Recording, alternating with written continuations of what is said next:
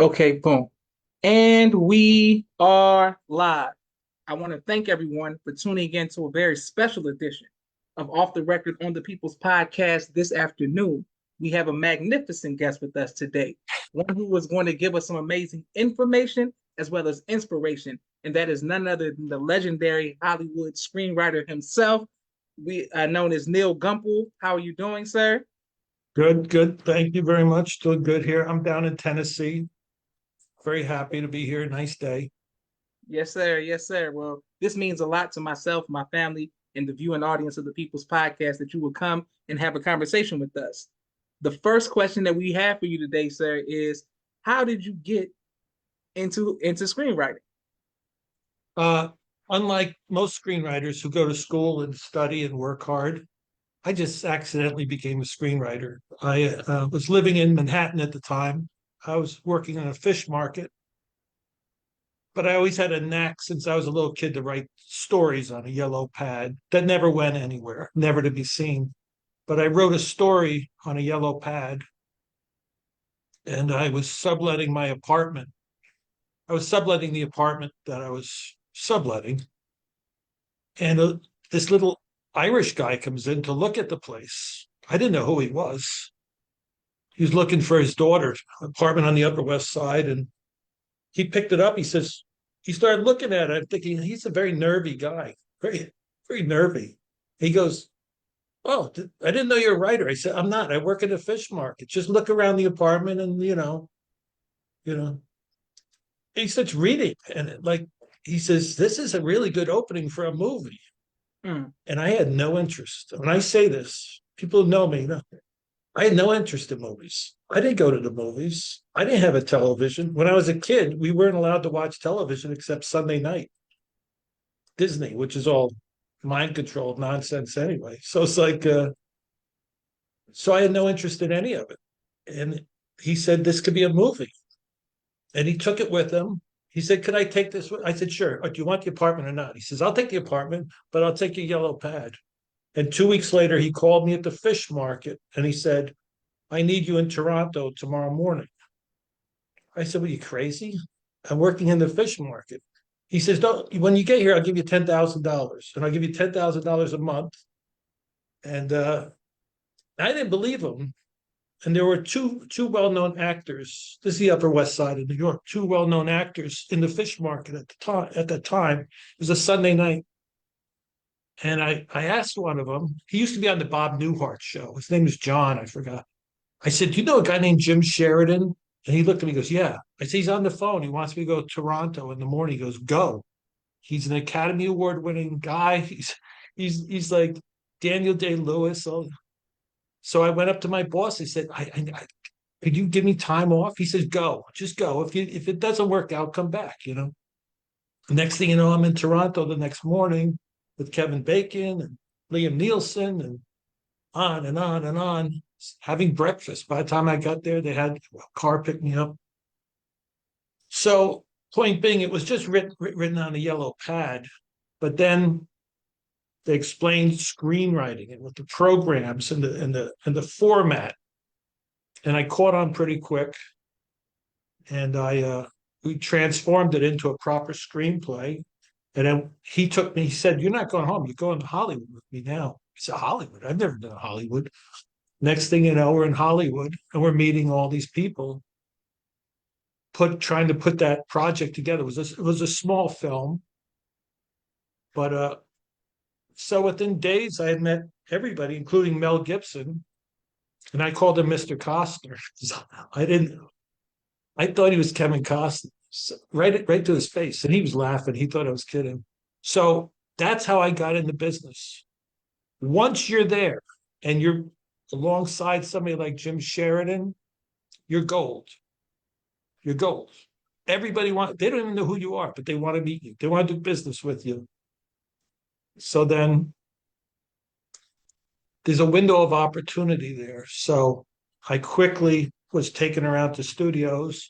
What do you want to do now? What do you want to do? And I told them some other ideas. And they said, okay. And they gave me money before I Hmm. even wrote it.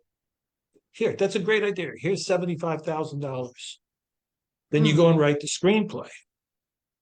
And it's all good, but it's also, I won't go on about, but there's some downfalls to the whole thing too. It's a very tricky game, you know. So that's how I got in. Yes, sir. Excellent. And thank you all. Thank you, Naeem of St. Peace. Thank you, everyone who's watching and showing Mr. Gumpel love all around the world. Well, what advice would you give to those who have love for writing? Those who love to write Yes, sir. and want to write, well, writing is one of those things. If you're a writer, you're not going to stop writing. You have to write. I'd say uh, if you want to try to produce something, you want to get, like a lot of people, they want to get to a TV show or they want to make a movie. As negative as people sound about the industry, it's never a better time right now to enter the business as a writer and actor because you don't have to go to Hollywood anymore. Hollywood is just it's melted away. Mm-hmm. It's destroyed itself. There's still deals going on there, and there's still some activity, but 50 Cent had gone away, started his studio. Uh, Kevin Costner went up to Utah. He said, "Screw this." He's got a $90 million studio they're building there. Got Mark Wahlberg and a few people down in Summerlin, Vegas, and they're building a studio there and making product. And then you have all these, not just Netflix, but there's so many Red Carl, Netflix, Tubi. There's so many companies say that they need product. So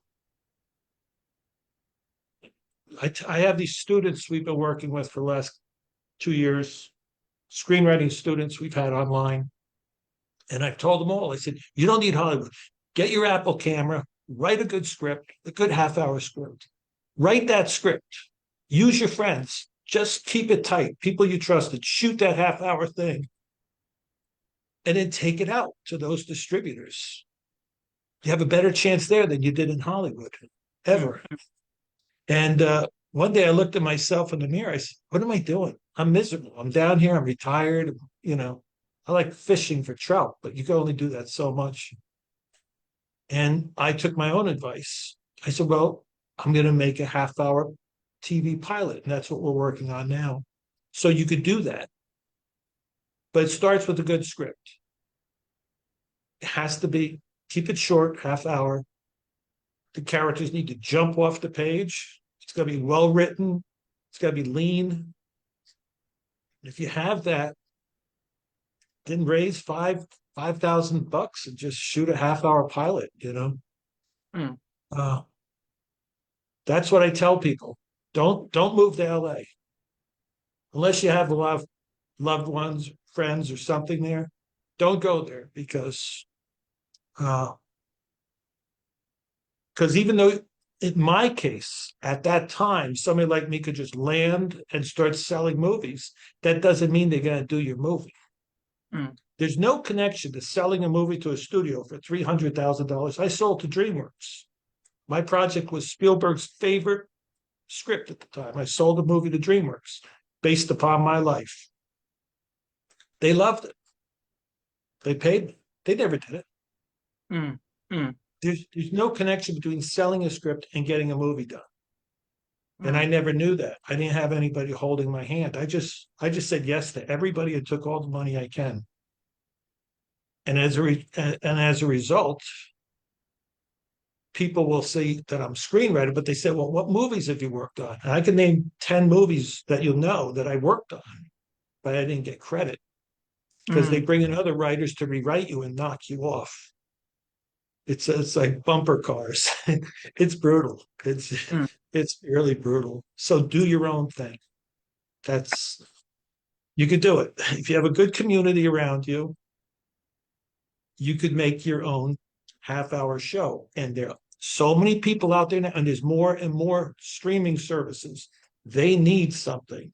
You don't need them. They need you if you have a good product. Mm. Mm. Excellent. Yes, sir. And this is great advice. Thank you, everyone who was watching. So let's go back. So one of my favorite directors of all time, Steven Spielberg. How did you connect with him? Well, that's sort of one of those fluffy little easy things for me because I had arrived with Sheridan, Jim Sheridan, and then I hooked up with a friend of mine from childhood named George Gallo. George Gallo wrote Midnight Run and Wise Guys. He developed the story for Bad Boys. He's the Mm. story guy for Bad. So he was big, but we were friends as kids. So I hooked up with him. He was busy working on things, and I was just sitting around one day and I was telling him a story. It had to do with my wife and I. We had gotten a divorce at the time, and but somehow there was something funny about the whole thing. It was kind of funny, and I told him what I was up to. He said, "That's a movie." And I said, "Really?" You know, he goes, "Yeah, that's a really funny movie." So he got David Permit, the producer, had me go to David Permit, tell him the story. So Permit called up Spielberg and said, we got a big romantic comedy, big for Brad Pitt. We got something.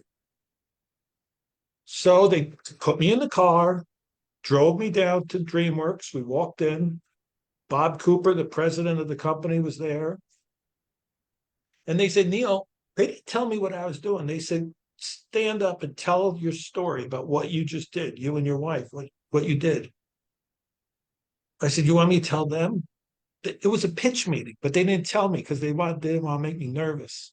Mm. So I said, well, and I told a story. It took about 15 minutes. And everybody in the room, there's development executives. Jason Hoff was there. These development people are all sitting around and they were crying, laughing. Mm. They were just dying laughing. And they said, we want it. And I still didn't understand what was going on. And I said, you want it? Yeah, we want it.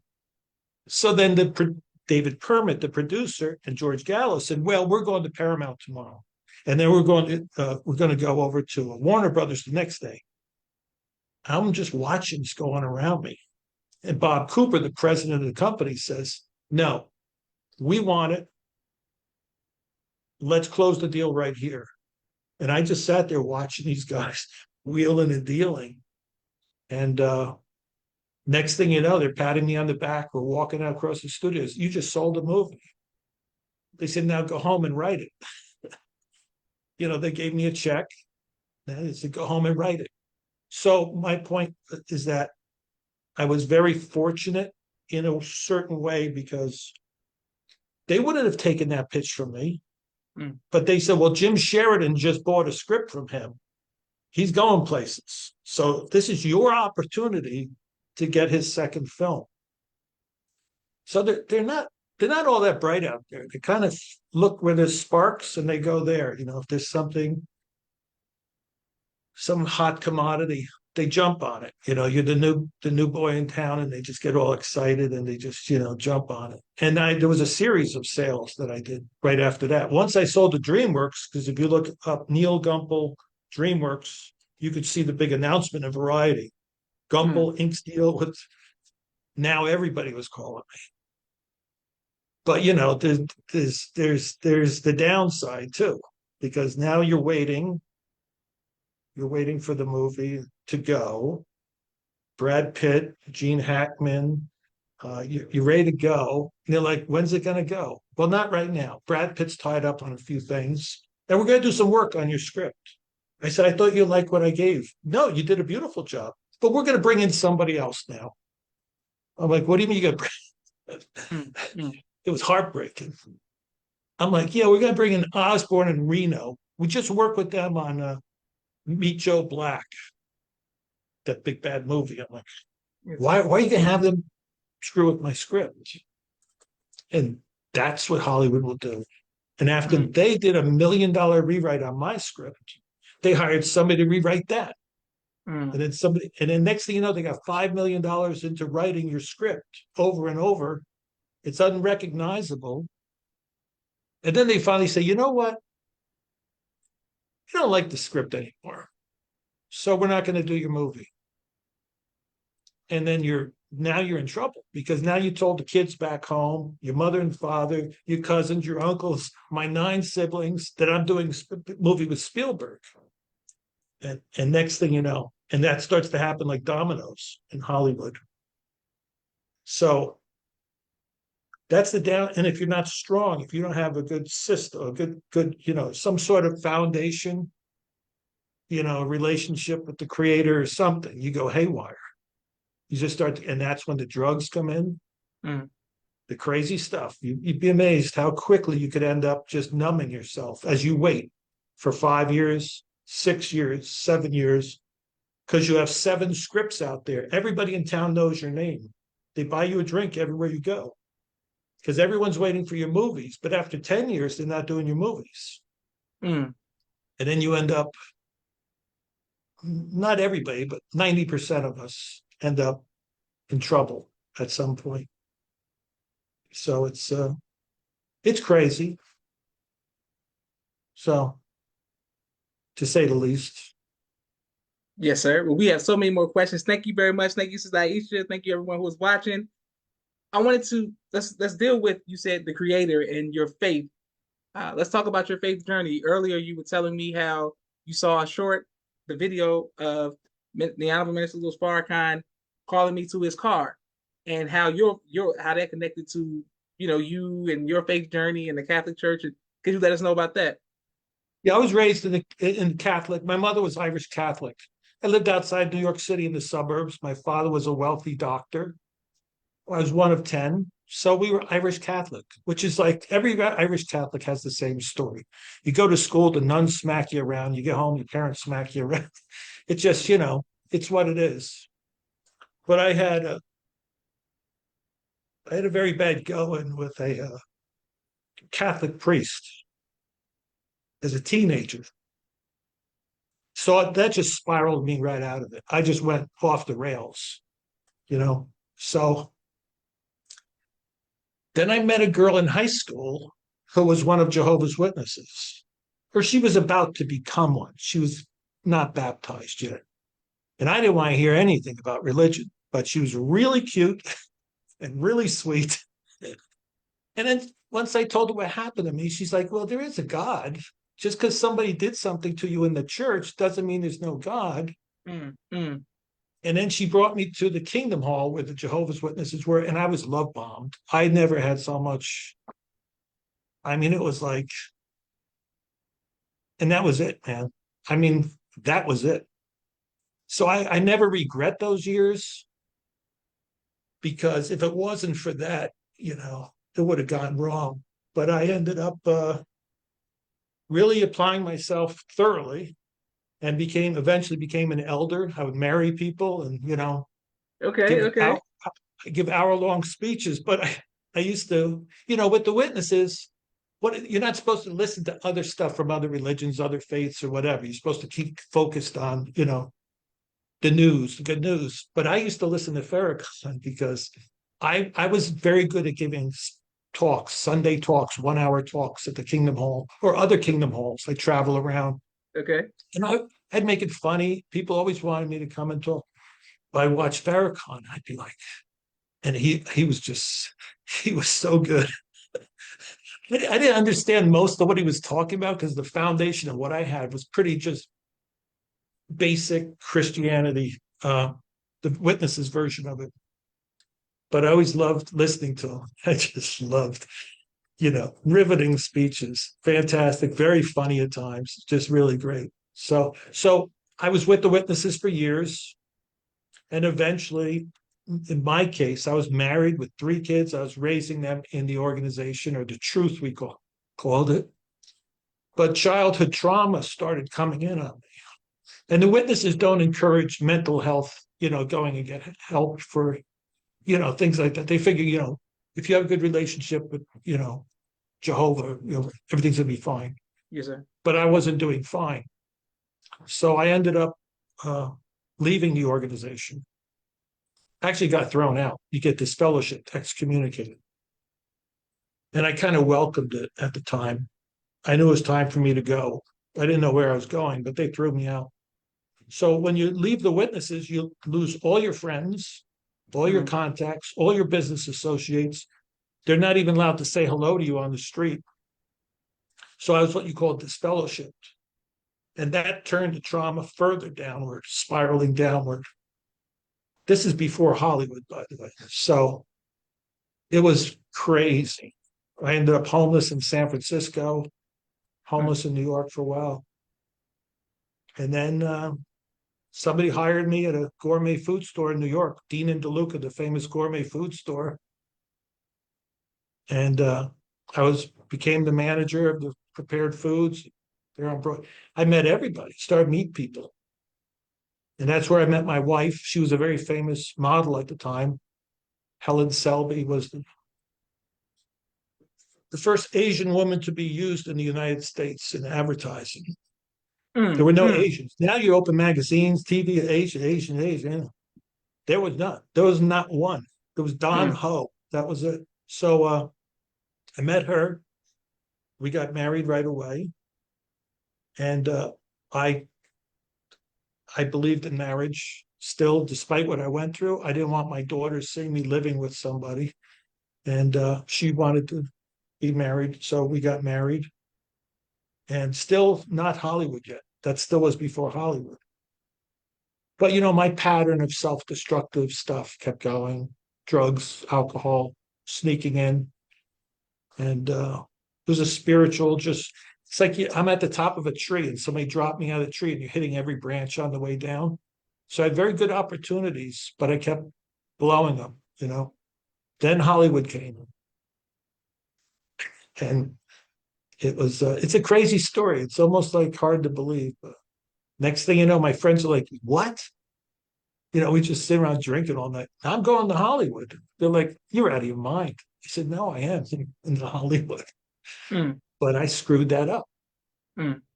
I didn't get the right. You need a mentor. You know, you don't want to move to Hollywood. If I stayed in New York and worked in Hollywood back and forth, I may have made it. But you just crash and burn. So it's but again, going back to your question, I'm sorry. Uh, I figured because I wasn't with a religious organization, we had a saying back then. It's called "earn to burn." I Mm. figured, well, if God's going to kill me, I'm a wicked man. God's going to come back and destroy the evil ones. I'm one of the evil ones. So you figure, what the hell? So if you're going to burn, you might as well earn it. So I went off the rails with the drugs and everything. The entire time believing in God. Mm. But that's where you get back to. And it was years before I started to think about, what do I believe? I know there's a God. Like, who is he? I just know it's real. Only a fool would say there's no God. Somebody says there's no God, I don't want to talk to you. It just, how could you not think there's a creator? It's mathematically perfect. There's a creator, and so it took years for me to get out of the really deep thing I was in. And but it was about having a relationship with him. See, if I had a relationship with the creator, not an organization, not a mediator, I would not have allowed myself and my body to go through what it went through. Mm. Mm. So it's only now recently, to be honest with you, at 67 years old, that I'm starting to say, I need to take care of this temple. I got to straighten this out. I got to stop acting like a fool. You know what I mean? So, so in that way, as much as a hot mess I am, I, uh, I love in your community the families. I just love that intact families, order, discipline, not discipline in the way my father gave it to me, but loving discipline, older brothers and sisters around you, neighbors who are family, who are watching out for the kids. I love that about your community. Mm. And I Mm. don't know where else it exists really right now. Mm. It's so that having a relationship with God would have saved directly. Having a relationship with him would have saved me from those pitfalls, I think. I hope that answered your question. Oh, absolutely. And thank you, sir, for your transparency and your honesty. That means a lot to myself, my family, and the viewing audience. People are showing you love. saying facts, preach, you're teaching. This is great. Excellent. Tell them Uh, thank you very much. Thank you to them. yes, sir. And we can't wait to upload this to YouTube. I wanted to speak about your work with one of my favorite actors, somebody who I used to do like the monologues, a lot of his monologues from Goodfellas and The Godfather too, of course, but Robert De Niro. What was it like working with him? Well, I didn't work with what we used to call Bob. I didn't work with him directly. I worked with Joe Pesci directly. I Mm, actually worked with him on a film that he bought from me. Joe actually bought a script from me, which is a mm, mistake. Never sell a script to an actor. But I knew Robert through he owned a restaurant in L.A. in Beverly, who's L.A. Melrose Place, and it was called Ago, AGO. So Bob owned it with Harvey Weinstein, the famous Harvey Weinstein, and Tom Sizemore. They owned this place. So Bob would come in every now and then. Everybody, Oliver Stone, everybody was there all the time. And I got to know him through his best friend, Paulie Herman, the actor Paulie Herman. mm. And he was in Goodfellas and everything, Paulie. He was in The Sopranos a lot, Paulie Yes, Herman. sir. Yes, sir. So he introduced me to Bob, and he Bob Robert De Niro until the last 2 years with the political stuff. He's a very quiet man. So I can't say like we're pals or anything like that, but it just shocked me how quiet he was. Very shy, very quiet. Uh, so you couldn't really get to know him. Like, do I like this guy or don't I like him, or does he like me or doesn't he like me? Or but he'd freely talk around me and stuff like this. But there wasn't much going on like some of the other actors I knew who were very animated and much more. I mean, I love his work, his earlier work, but from what I understand, De Niro, toward his later part of the career, he invested in a big hotel in Soho, I think the Chelsea or something. He bought a big hotel, Mm, millions and millions of dollars. So he started to take work that he normally wouldn't have taken, and you could see that mm. in his career. He suddenly started to do some of these silly comedies and stuff like that. I'm not criticizing him for it. You know, somebody called me tomorrow, offered me that money. I'd run down there in my pajamas. But so his career went that way, and I think he became bitter about it. He became a little more quiet to his friends. I know his marriage, he went through a lot of things. His daughter is very charming. I met her a few times. Mm. But through him and Paulie, that's where I met Joe Pesci. So Joe Pesci, he talks like he does in the movies. Hey kid, I hear you got some scripts. And somebody told him about a script I wrote about bookies, a true story, because at one point I was worked as a bookie. Mm, And mm, so he read it, he goes, I want to do this movie. I'm like, okay. So his lawyer, they wrote me a check and they optioned it from me. Option is not buying. Option is they basically have a period of time where it's theirs to develop.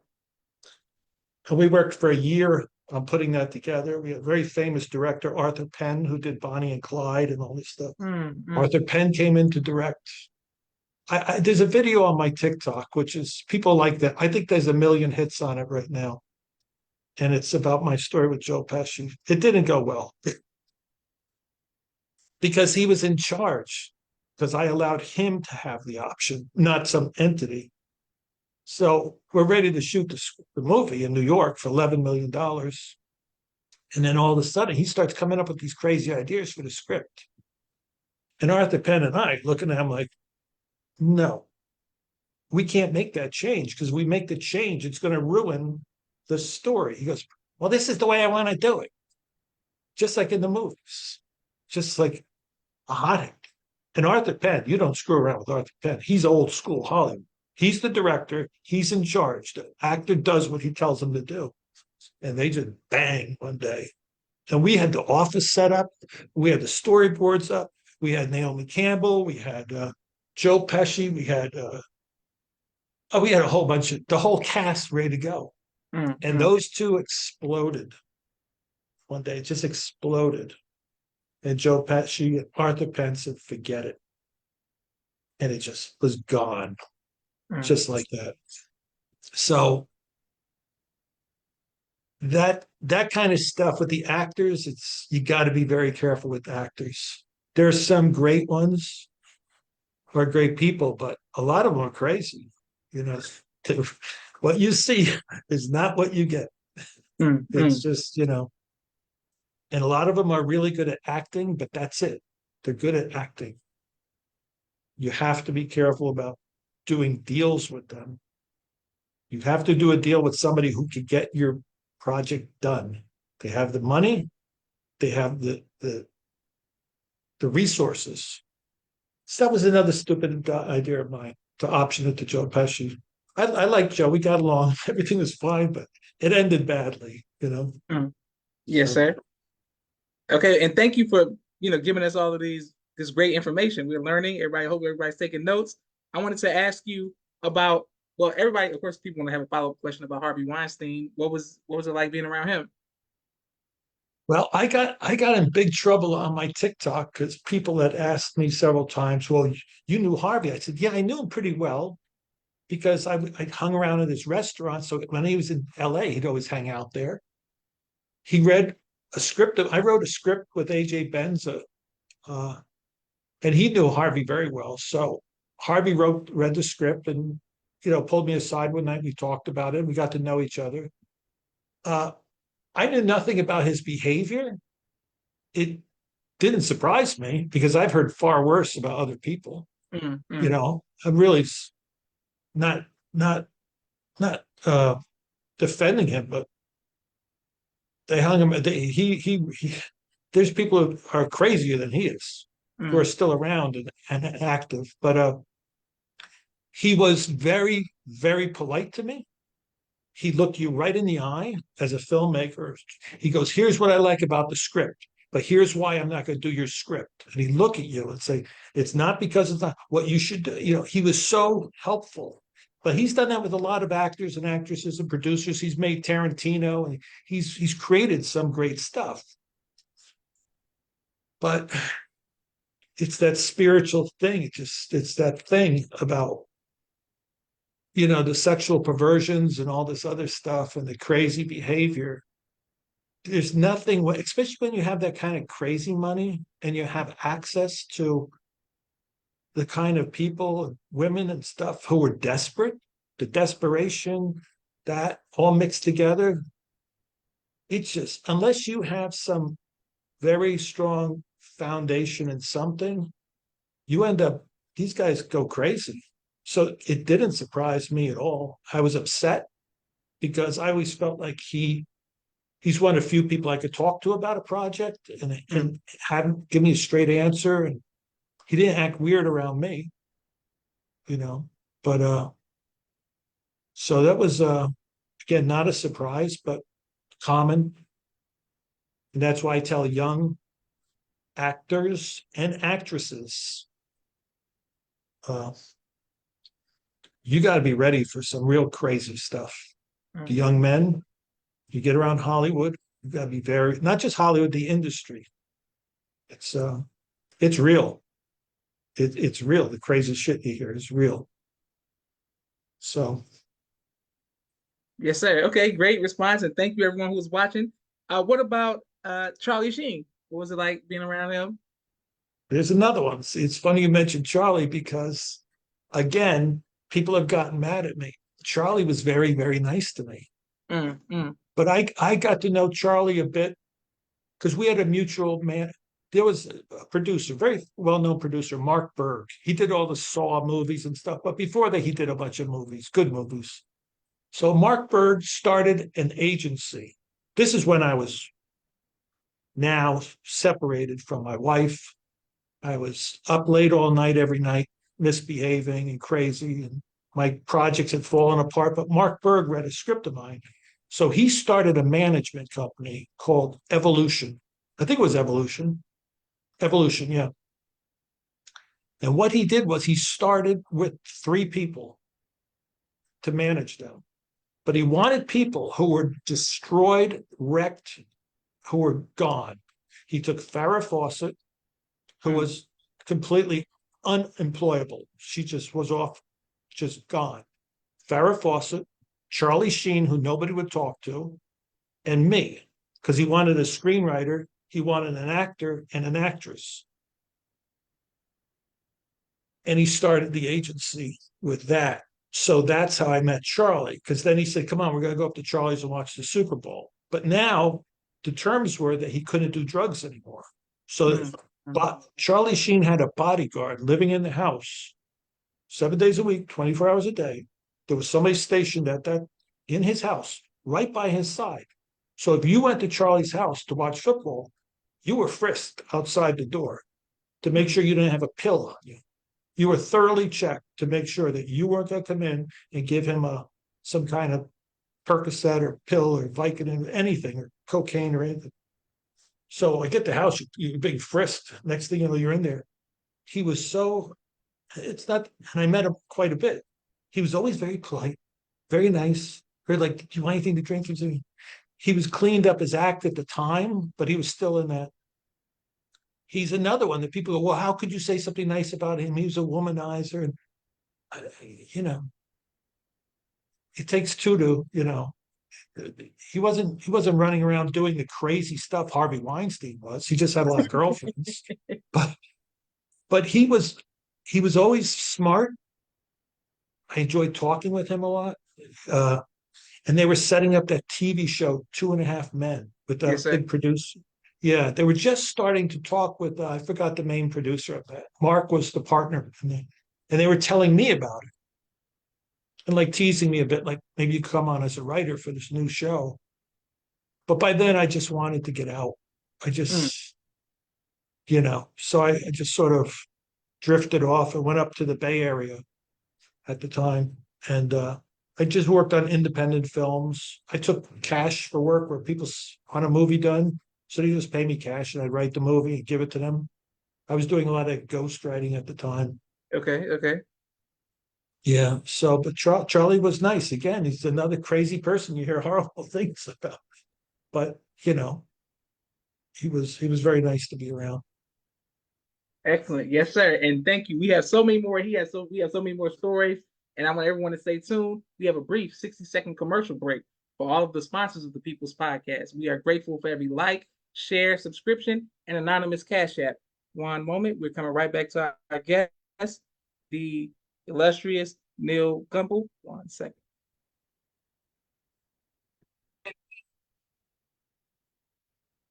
Premier Media Production. He has a 4K camera and a drone. He does television and film editing. Please reach out if you need any of that. Sister Naima, Stay On Point Dance Academy. She teaches ballet virtually to young girls all across the country. Sister Miriam, ABC I Love Me children's book and coloring book. My father's book, A Soldier in the Movement of Christ. My two books, Cleopatra, which is a children's book, and No Father, No Excuse, both of which are available on Amazon.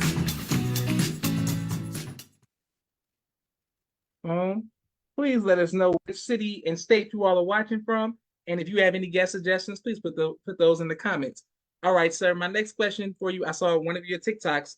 Can you give us the TikTok? Because I want everybody to go follow you. It's great. The storylines, is the way you tell stories, and the invaluable information that you're giving away for free. So, all the writers, directors, creatives, let's make sure we go to support your TikTok. What is the name of your TikTok, sir?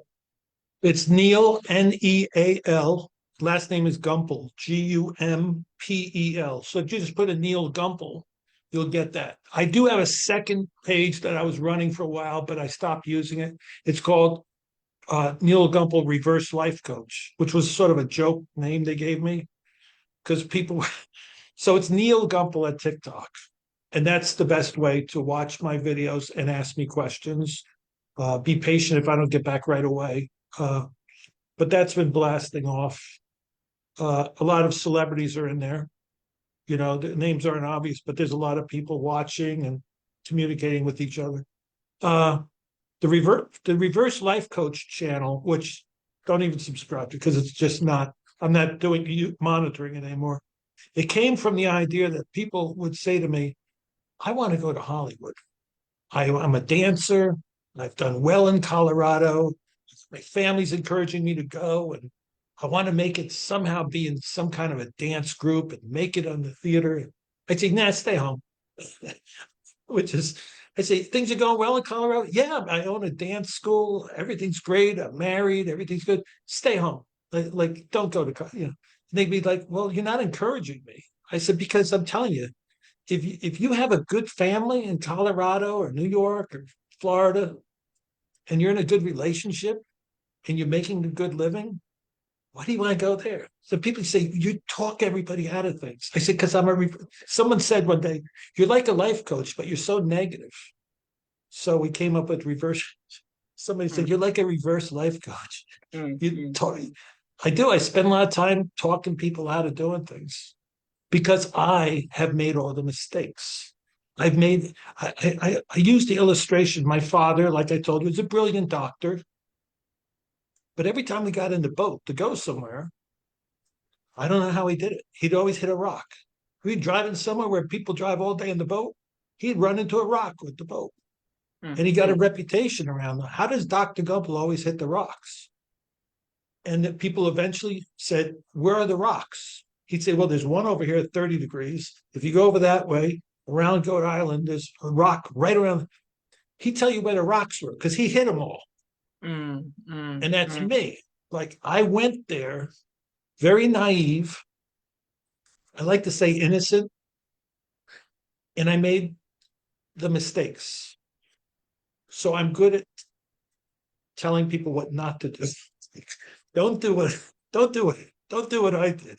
You know what I mean? So, and as a result, I could say there's quite a few people who studied with me when I was doing writing classes in other states I lived in, where they went on to write screenplays and are successful and doing good. It just, but I always tell them, don't run to Hollywood. Don't run. If you have a good screenplay, you don't have to be there to hand it to people. You could, you know, get the right representation or something like that, you know. So yeah. Was that the question? The answer? Yes, Yeah. sir. And that was beautiful. Well, one of my favorite directors, a film that I always that we reference on the show called Top Five is coming on 7 p.m. Eastern tonight. We always go over our favorite directors' best movies. Is Django, Pulp Fiction, The Hateful Eight, Inglorious Bastards, and another movie that's a setup for you explaining how you got to work with or how you spoke with Quentin Tarantino and how that came about. Can you let us know? Yeah, I got to know Quentin pretty well because he was a regular at Ago, the place I hung out. Uh, I'm a huge fan of his. Now I don't know his personal life. I've never hung out, you know, partied with him. I don't know anything about him, just in case something goes wrong there. But uh, the first time I met him was one of my favorite stories because AJ and I, as always, we were rolling out for the night. We go down to Ago, we walk in, and Warren Beatty comes up to us. He sees us coming in and he says, you guys got to sit with us. And I'm thinking, like, what? And says, you have to sit with us because Warren knew AJ. Why? He says, because Tarantino's driving me nuts. I'm alone with him at the table. He's driving me nuts. Could you sit with us? So we went over, we sat down, and I met Quentin, and we just started talking. And Quentin had this huge script. Scripts are about 110 pages for a feature, 115. He had this huge script. It was like 280 pages or something, like 300 pages. And he was pounding the table, and Warren's just sitting there going, I don't want to do it. I don't want to do it. Because originally, the thing that Karen, I always forget his name, the one who played Bill at Kill Bill, Carradine. David Carradine. That was originally supposed to be Warren Beatty. Warren Mm, Beatty was, well, he was first offered that part. So the script set was called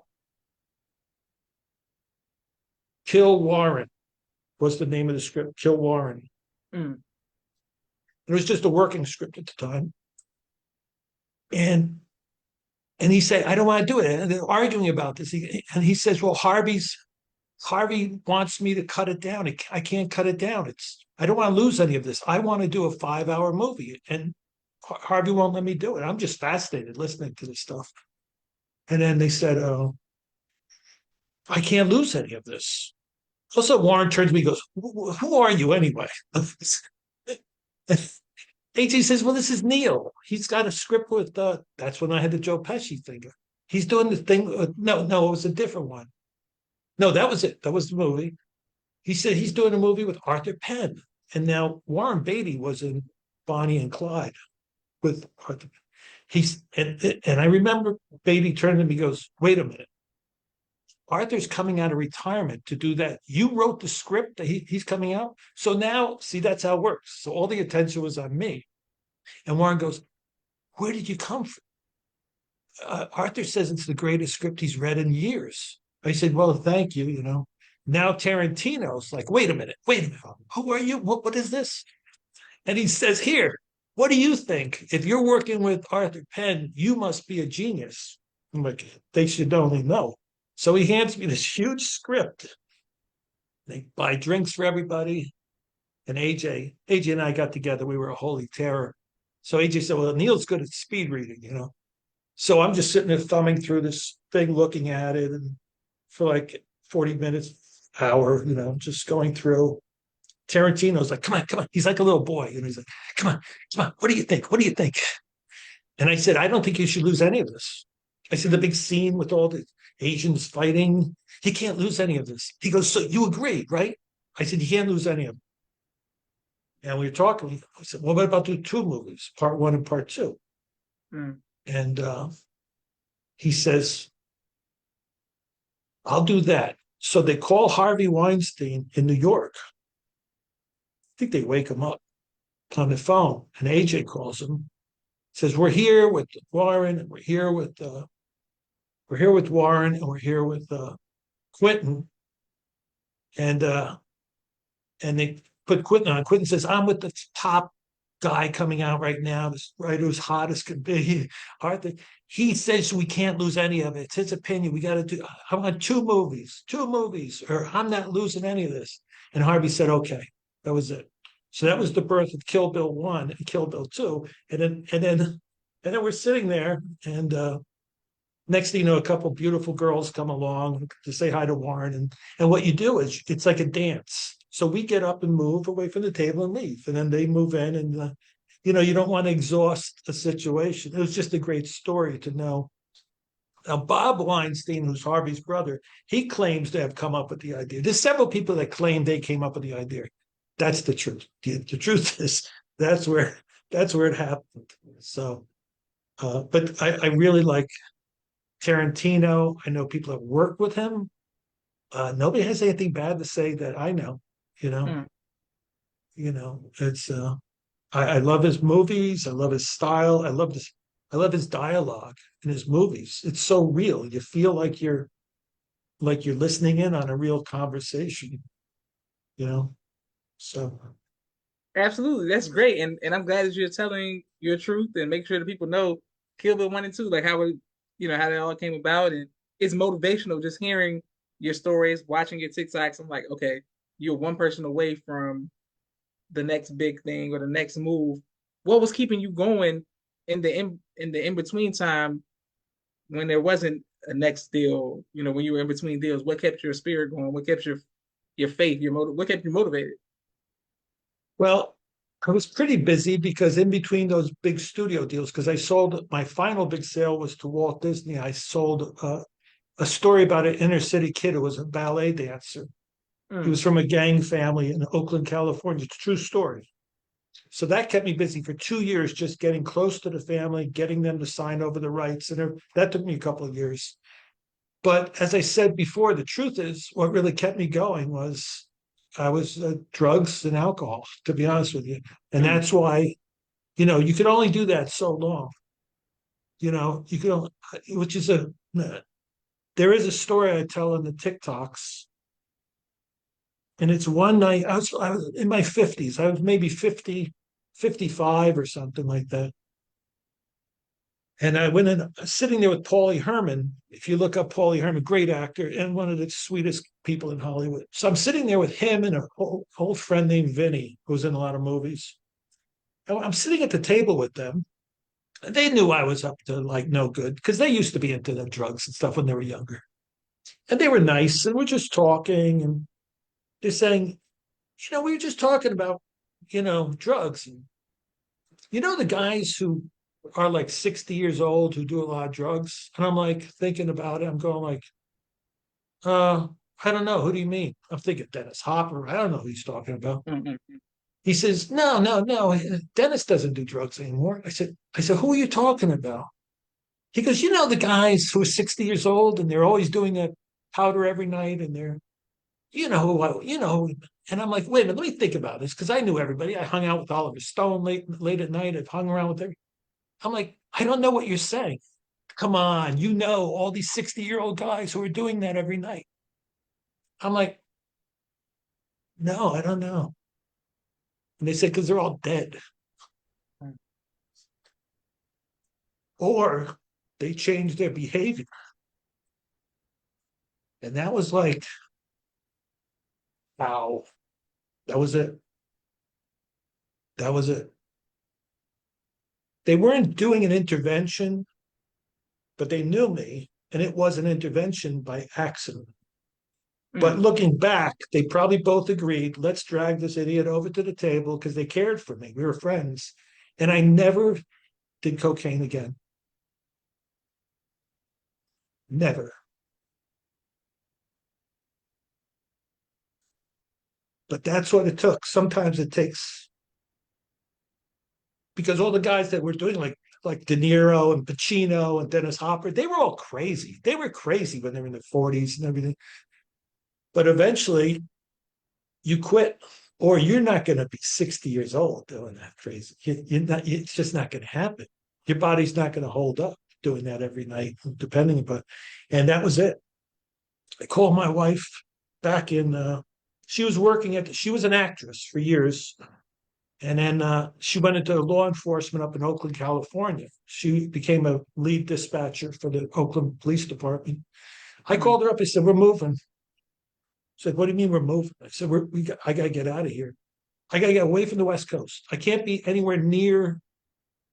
I got moved to a place where I couldn't get in trouble with a fistful of hundreds. I need to go Mm. to a place where, and we just picked a small place in North Carolina, and that my wife turned in for early retirement, took an early retirement, and we packed up and we left.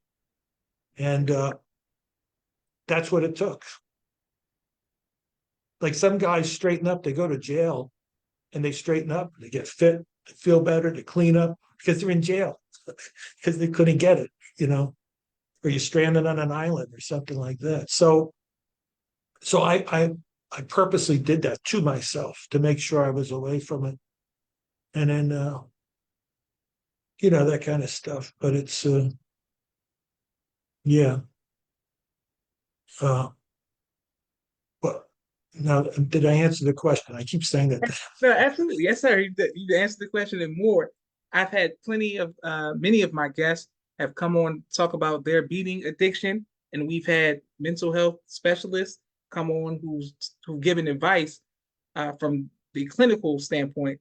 But could you give us advice from a practical standpoint, being on the other side of what it takes for those of us who are battling addiction? What can we do to break that? I mean, I think it's been proven that if somebody's really has a real problem with addiction, there's not much you could do other than separate them from the temptation. Just it's the only thing that ever worked for me and other friends of mine. Some of them have moved to other countries where it's not available and they cleaned up that way.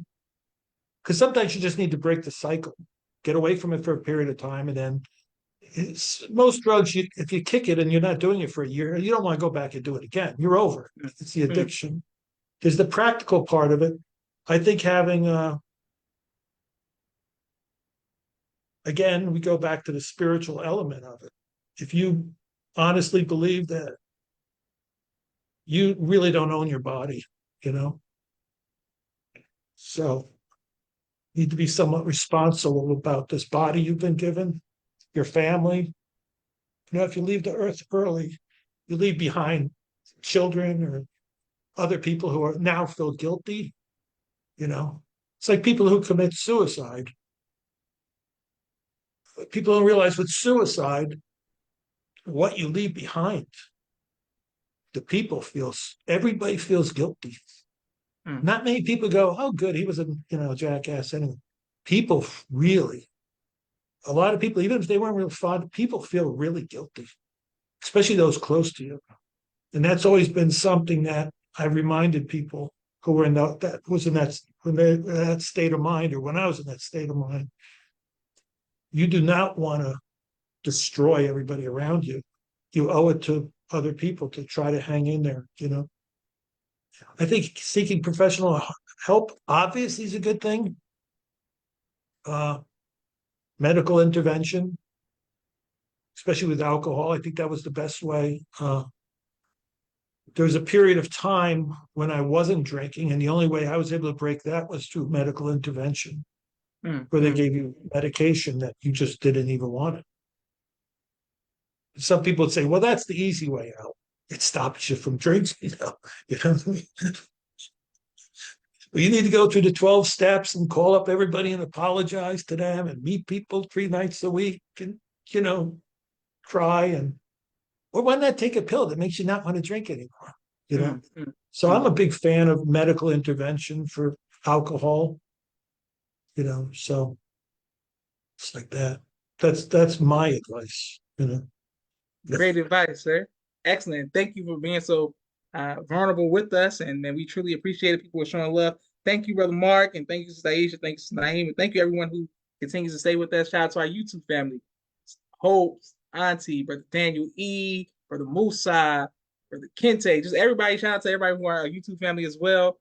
All of the People's Podcast affiliates. I wanted to speak about one of my favorite movies. We spoke about the um, Quentin Tarantino, but I want to speak about Martin Scorsese's movie Gangs of New York. The lead actor was Leonardo DiCaprio, but the lead antagonist was Daniel Day-Lewis, and he did such a good job in that movie. I mean, it's another movie I just would study over and over. I took my little brother and sister to see it in the movie theaters, and I would always just do my best impression of him in that movie, of the butcher. You had some interactions with him. Can you let us know about being around Daniel Day Lewis? Yeah, whenever people say to me, in all my experiences in Hollywood, the people I've met and everything, they always say, who are the nicest ones? I always say Daniel Day-Lewis. Mm. I talk about Ed Lauder. Ed Lauder, a great friend of mine. Daniel Mm. Day-Lewis, and I mentioned Jim Caviezel. These two guys are so gentle. They're so sweet. So Daniel Day was the first one I met, the first Mm. big actor, and he was with Jim Sheridan when I first met Jim Sheridan. They said, "We need you to come to the hotel and drop that yellow pad off." That's how it went. They said that yellow pad, before you go to the fish market, could you come by the hotel and drop off the pad? Because we're flying to Dublin later today, and I want to take it with me. I didn't know who Daniel Day-Lewis was. I didn't go to movies. I didn't know anything. I swear I didn't. I had no interest in it.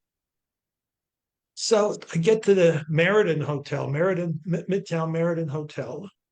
I go in, I said, "Mr. Jim Sheridan," and "Oh, yes, right away." They come over and one of the concierge, when he takes me personally up this elevator to the room, knocks on a door, and I open the door. I go in, and Jim is in the room with this young, handsome man on the other side of the room, and they're both in their underwear. And I'm Mm. thinking, like, what the hell's going on here? This is weird. And it's Jim, he goes, "Hey, Neal, nice to see you again. You know Daniel, don't you?" I'm like, "No, I don't know who Daniel is." And I'm the guy shutting the door, ready to leave. And I'm going for the door, like, "Get me out of here.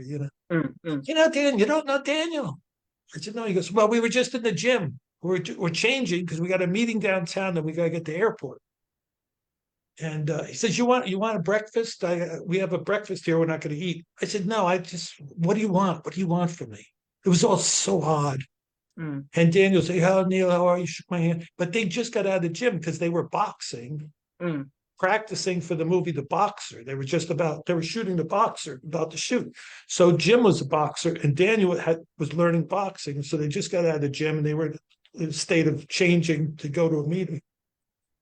I didn't know who he was. He was so polite, so nice. He says, "Yeah, Jim, Jim loves your script. I'm going to read it on the plane, the story." He goes, "He's so excited. I'll see you someday soon or whatever.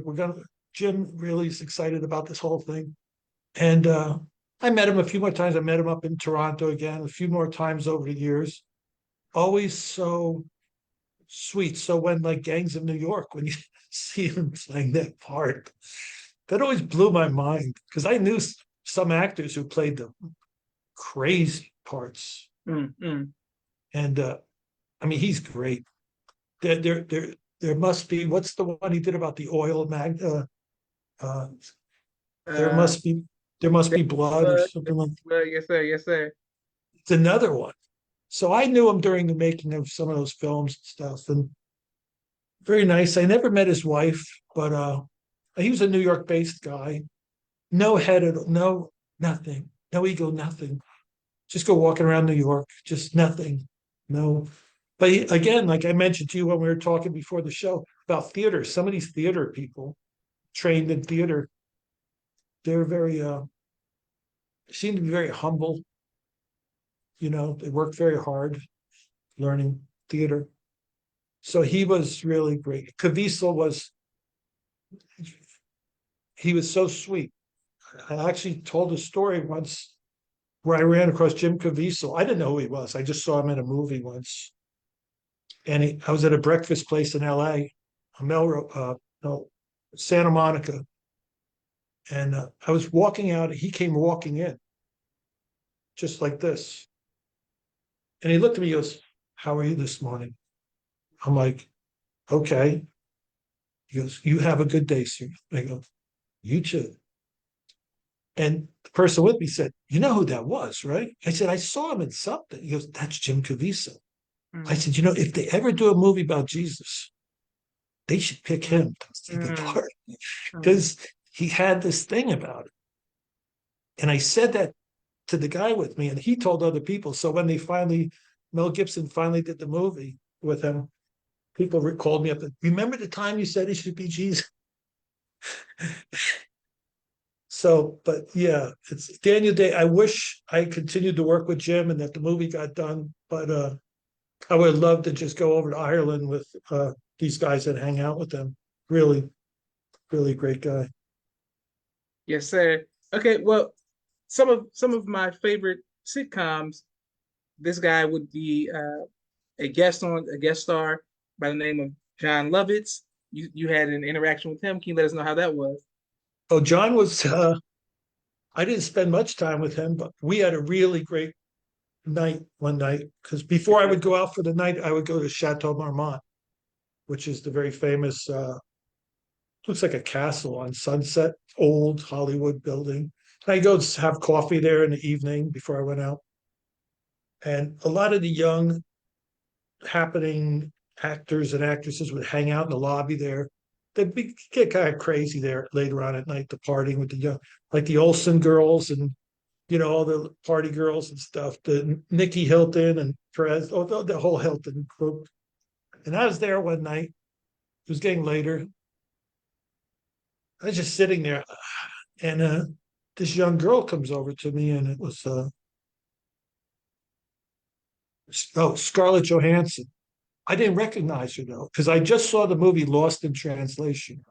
Mm. So she came over and says, "Hi, how are you?" I said, "Good." She goes, "I'm so bored with these people."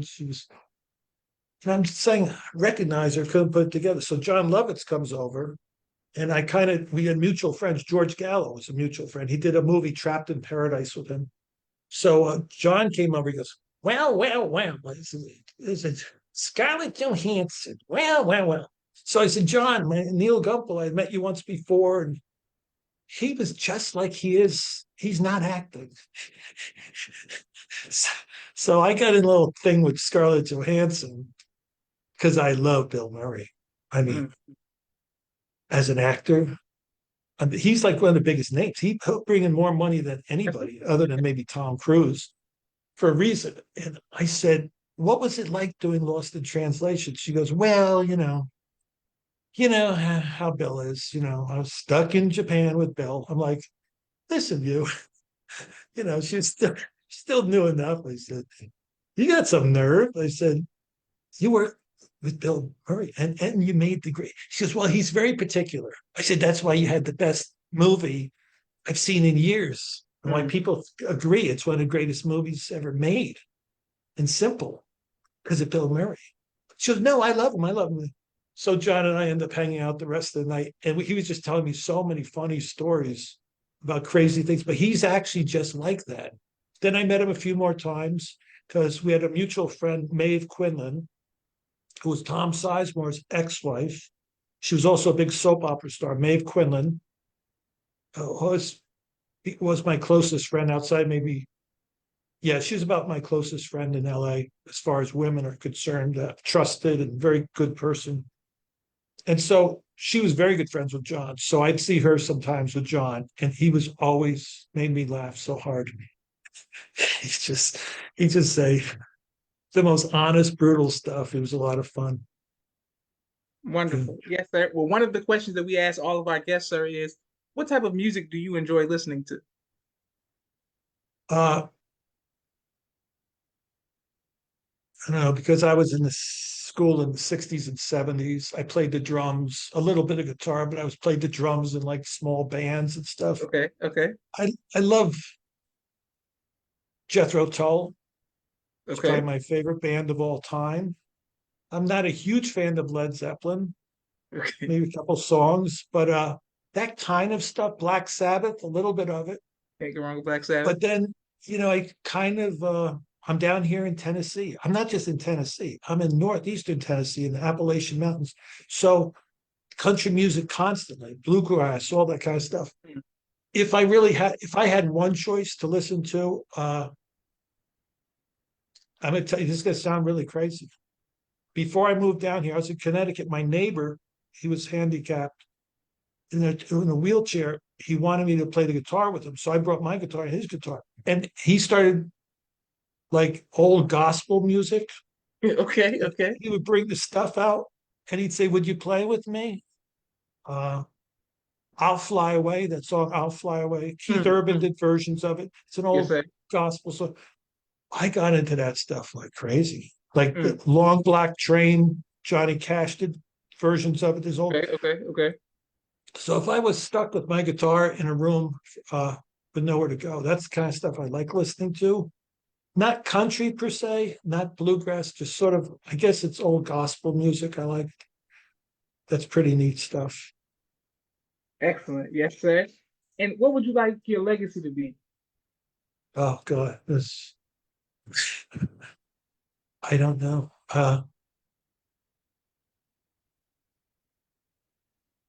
I don't know. I've made a lot of mistakes.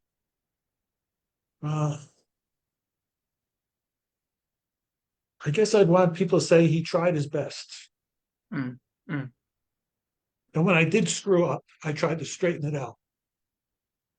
I don't want anybody being too mad at me when it's over. So my legacy is just that he tried.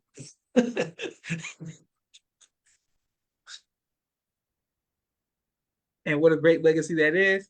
Mr. Neal Gumpel, this is just the beginning. Hopefully, this will just be part one. I look forward to working with you and any other, I in would the love to. acting world. This is a privilege. I was a nervous wreck coming on your show. I put a thing on my TikTok letting people know that there was going to be a live show, and I said when you first contacted me, I said, "Does this guy know who he's talking to here?" I said, I was just so afraid of like. I watched more of your videos. I started to get the whole thing that you're a writer. Some of your interviews with actors and stuff. They calmed me down a little bit. But you have a very beautiful audience and very nice body of work here. So it was a privilege to come on here. Yes, sir. Great. The honor is mine. And this is just the beginning. I want to thank you. Let your family know we salute them as well. Thank you, your family. I see you have done videos speaking about you have daughters and their support with you and coming to LA and things of that nature when you were in Hollywood. So shout out to your family as well, your Thank you. wife, ex-wife, and this is Joshua Leonard Muhammad signing off with the People's Podcast. Thank you everyone for watching, and thank you again, Mr. Gumbel. Thank you. Thank your audience.